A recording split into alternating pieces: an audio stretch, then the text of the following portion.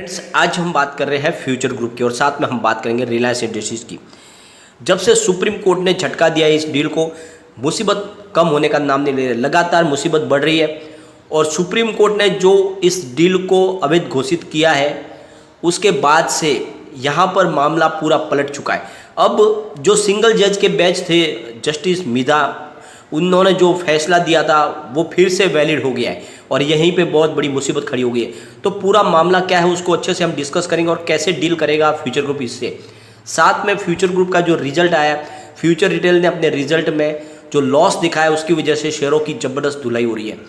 तो अब आगे क्या संभावना बन रही है, क्या फ्यूचर ग्रुप में अभी भी बने रहना चाहिए या फिर इस ग्रुप से एग्जिट हो जाना चाहिए।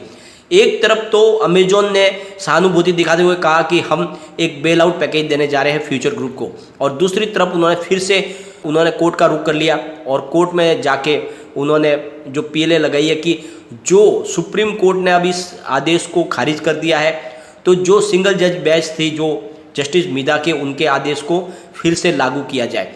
तो ये अमेजॉन का दोगलापन सामने आ रहा है। तो इससे समझ में नहीं आ रहा है कि आखिर अमेजॉन चाहता क्या है। तो इन सारी संभावनाओं को तलाशेंगे और जानने की कोशिश करेंगे आगे क्या संभावना बन सकती है फ्यूचर ग्रुप के लिए। और ये जो लैंडर्स है उनको बहुत ज़्यादा तकलीफ हो रही है, साथ में जो इसके सप्लायर है उनकी मुसीबत बढ़ रही है, क्योंकि जब तक ये पूरा मामला शांत नहीं होगा उनको उनके पैसे मिल नहीं पाएंगे। साथ में रिलायंस इंडस्ट्रीज में भी शेयरों की धुलाई हो रही है। रिलायंस इंडस्ट्रीज का शेयर फिलहाल 2100 के आसपास है, परंतु एक पॉजिटिव न्यूज़ ने थोड़ी सी कल तेजी बनाई थी, लेकिन आज फिर गिरावट हो गई क्योंकि अरामको के साथ डील अब धीरे धीरे फाइनल होने की तरफ जा रही है। तो उस न्यूज़ को भी हम डिस्कस करेंगे। लेकिन फ्रेंड, उससे पहले अगर आप पहली बार हमारे चैनल पे आए तो चैनल को सब्सक्राइब कर दीजिए, एक बेल आइकॉन दबा दीजिए ताकि जब भी नया वीडियो बने पहला नोटिफिकेशन आपको मिले। वीडियो पसंद आए तो लाइक शेयर जरूर कीजिए। चलो फ्रेंड्स, वीडियो स्टार्ट करते हैं। मैं हूँ आपका दोस्त एसबी दवे और हमारे अपने चैनल ऑनलाइन कमाई में आपका बहुत बहुत स्वागत है। फ्रेंड्स, जस्टिस मिधा तो रिटायर हो चुके और उनकी जगह पे अब जज है वो सुरेश कुमार कहते हैं। तो उन्होंने इसकी जो है सुनवाई करते हुए कहा है कि या तो आप 3 से 4 सप्ताह के अंदर इस स्टे ले आए इस ऑर्डर के ऊपर, वरना ये फिर जो आदेश पारित किया था जस्टिस मिधा ने वो लागू हो जाएगा और फिर आप कुछ कर नहीं पाओगे। तो एक बड़ा झटका लग गया है फ्यूचर ग्रुप के लिए। तो जो मामला है उसकी सुनवाई अमेजॉन की तरफ से गोपाल सुब्रमण्यम कर रहे हैं, साथ में FIRL की तरफ से यानी फ्यूचर रिटेल की तरफ से खंबाटा कर रहे, वकील सीनियर एडवोकेट खंबाटा कर रहे हैं। और यहाँ पे जो मामला है अब वो बहुत मुसीबत में आ चुका है, क्योंकि जो दिल्ली हाई कोर्ट है उन्होंने आज ही कहा है कि अगर आपने स्टे नहीं लिया तो फिर जो सिंगल जज के बेंच उन्होंने जो फैसला दिया था उसको अब हम वैलिड कर देंगे। तो एक बड़ी तकलीफ वाली हो सकती है, क्योंकि अगर वो जो फैसला दिया था जस्टिस मिधा ने अगर उसको वैलिड कर दिया गया तो फिर बड़ी तकलीफ हो सकती है फ्यूचर रिटेल के लिए। क्योंकि जो जस्टिस सुरेश कुमार कैथ है जो अब जस्टिस मिधा की जगह ले चुके हैं, उन्होंने कहा है कि सुप्रीम कोर्ट ने ये मान लिया है कि सिंगापुर इंटरनेशनल ऑर्बिटेशन सेंटर से जो स्टे लगा था वो बिल्कुल वाजिब है और हमारे हिंदुस्तान में ऑर्बिटेशन सेंटर को मान्यता दी गई है, और इसीलिए जो आदेश पारित किया था JR मिधा वो भी लागू हो चुका है। तो अब आपने अगर स्टे नहीं लाया तो उस आदेश के तहत ही आपके ऊपर कार्रवाई हो सकती है। तो बड़ी मुश्किल खड़ी हो चुकी है इस मामले के बाद में। तो सीनियर एडवोकेट पराग त्रिपाठी ने फ्यूचर कूपन की तरफ से सुनवाई में भाग लिया, साथ में डेरिस खंबाटा ने फ्यूचर रिटेल की तरफ से इसमें 0 किए और अमेजॉन की तरफ से गोपाल सुब्रमण्यम ने 0 किए।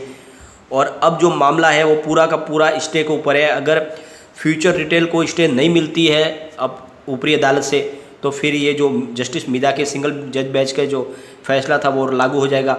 तो उनके ऊपर जो 20 लाख रुपीज़ का जो पेनल्टी लगाई गई थी, साथ में जो उनकी संपत्ति है उसको अटैच करने का आदेश दिया गया था। उन्होंने कहा था कि आप एफिडेविट लगाएं और जल्द से जल्द जो आपकी जो पूरी संपत्ति है उसकी जानकारी दें, साथ में जो इनके प्रमोटर हैं उनके ऊपर भी कार्रवाई करने की बातें कही गई थी। तो बड़ी मुसीबत खड़ी हो चुकी है, क्योंकि अब जो सुप्रीम कोर्ट ने मान लिया है कि ऑर्बिटेशन सेंटर से जो स्टे लगा था वो वाजिब है, तो फिर इसीलिए जस्टिस मिधा का आदेश भी फिर से वैलिड हो गया।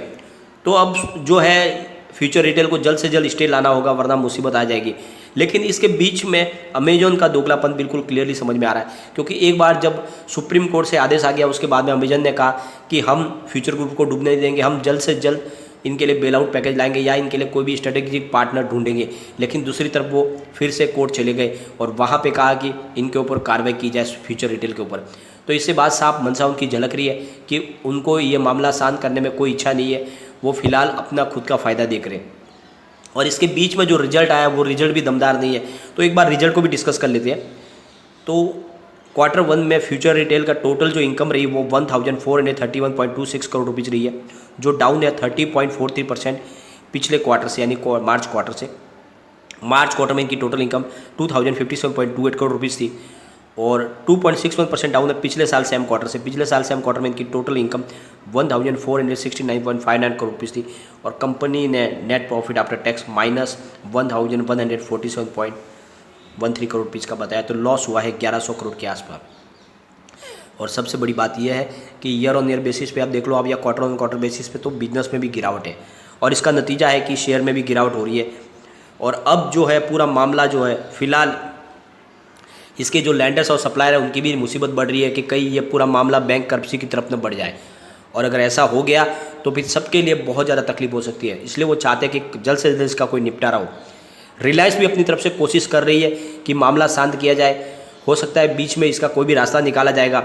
अभी फ़िलहाल जो है जो सिंगापुर इंटरनेशनल आर्बिट्रेशन सेंटर के जो 3 सदस्यों की जो कमेटी बनी थी उन्होंने जो सुनवाई की है उसका फैसला आना बाकी है।